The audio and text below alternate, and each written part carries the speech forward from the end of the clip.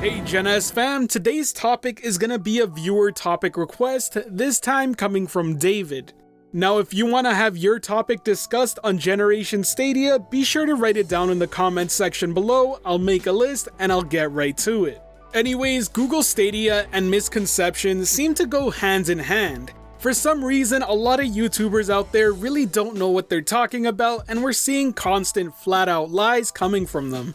We're seeing information get spread that just isn't correct, and that doesn't do anything but hurt Google Stadia in the long run. So let's start with one of the most common misconceptions, that Google Stadia is expensive. You may have seen a video floating around your recommended showing that Stadia costs like $1,000. Well, that's just flat out wrong. In fact, it couldn't be further from the truth. Stadia Base exists and is coming in 2020. It lets you stream in 1080p 60 FPS.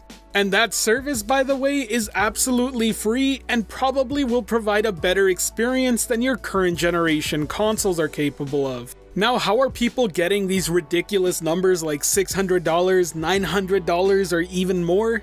Well, they're trying to include the cost of Stadia Pro, a membership that allows you to stream in 4K 60 FPS. Not only that, but then they'll include ridiculous things like your internet service. Now, excuse me if I'm wrong, but even if you're gaming on a traditional console, you're paying for internet service, are you not? Not only that, but you actually have to pay for Xbox Live or PlayStation Plus to even play online.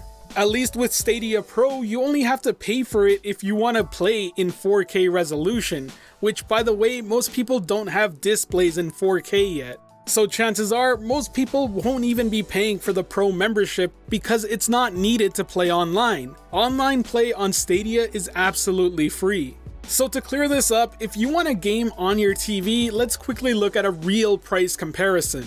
Let's take it that you want to play the new Borderlands 3. To game on a console, it's gonna cost you the price of a PS4, which is $299. Have a 4K display and you want to play it in 4K? Well, then pick up a Pro, that's $399. Then you just have to buy the game itself, $60. But do you really want to play Borderlands alone? That is a big co-op game, isn't it?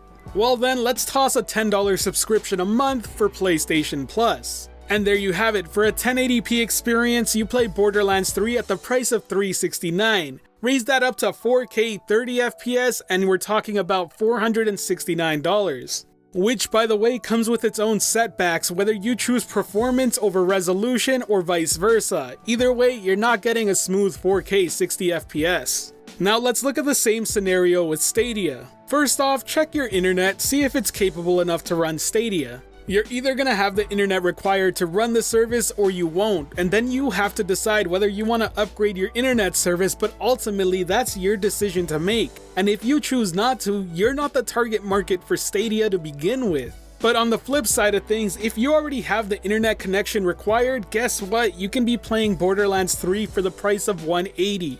The $120 Founders Edition includes everything you need to get started and playing on a TV. It includes the Chromecast Ultra, it includes the controller, and it even includes 3 months of Stadia Pro and another 3 to give to a friend. But we included $10 onto PlayStation Plus, so let's include the $10 of Pro here, even though you get 3 to begin with.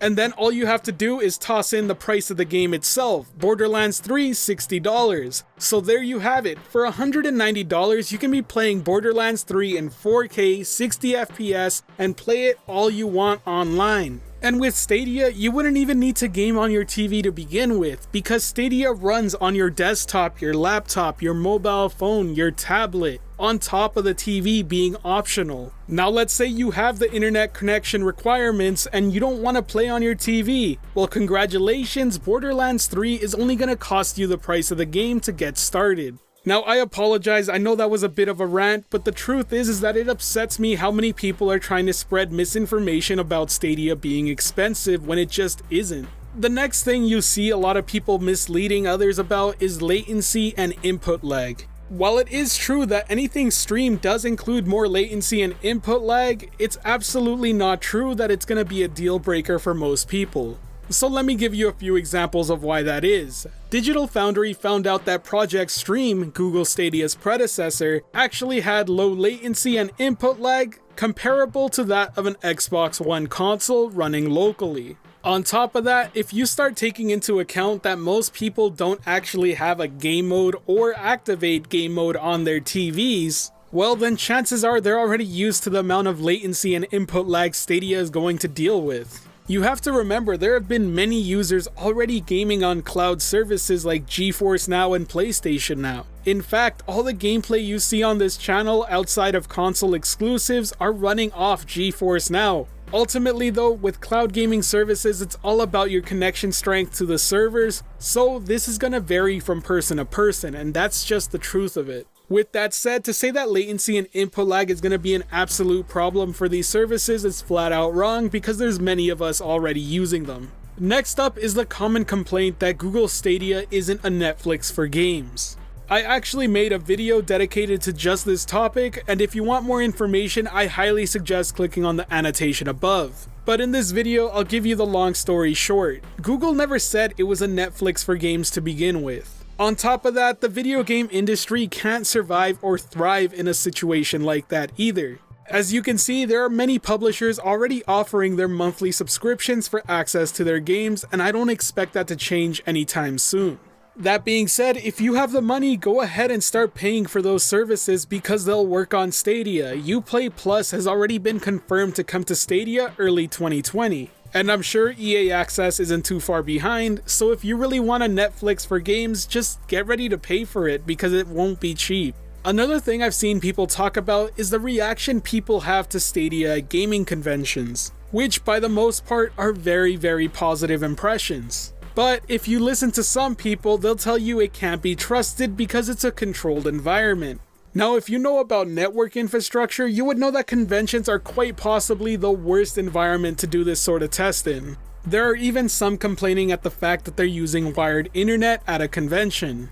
And to that, I say you try running 25 devices off one access point with heavy use on every single one of them. Then let me know how that goes because chances are is that it's not going to be a very good experience, and on top of that, it's an unrealistic one as well. Now the last common misconception I want to talk about in this video is that Google Stadia will kill off platforms and dedicated hardware as a whole. Simply put, it's not going to happen, at least not anytime soon. You can expect a whole other generation of consoles, at least as a transitioning period into cloud streaming. And even then, it won't kill off fully dedicated hardware as long as people seek it out. Not to mention, there will still be plenty of markets where network infrastructure just isn't ready for the cloud gaming future. And in those cases, you can fully expect dedicated hardware to exist for as long as that happens. So to that, I'll say don't worry, you'll still have your dedicated hardware if that's the way you choose to play. Eventually, when the world is ready, yes, cloud gaming will be the majority, just like it was with movies and Netflix or CDs and Spotify. But as you can tell, in both of those entertainment industries, you can still buy physical copies, so as long as a market exists for it, you can always expect to be able to buy physical games as well. I know I said that was the last misconception I wanted to clear up, but one just popped into my mind that's pretty important to cover. It's the very common complaint of Google killing Stadia off if it's not profitable. You may have seen the site killedbygoogle.com, and honestly speaking, I'm kind of tired of seeing it being brought up.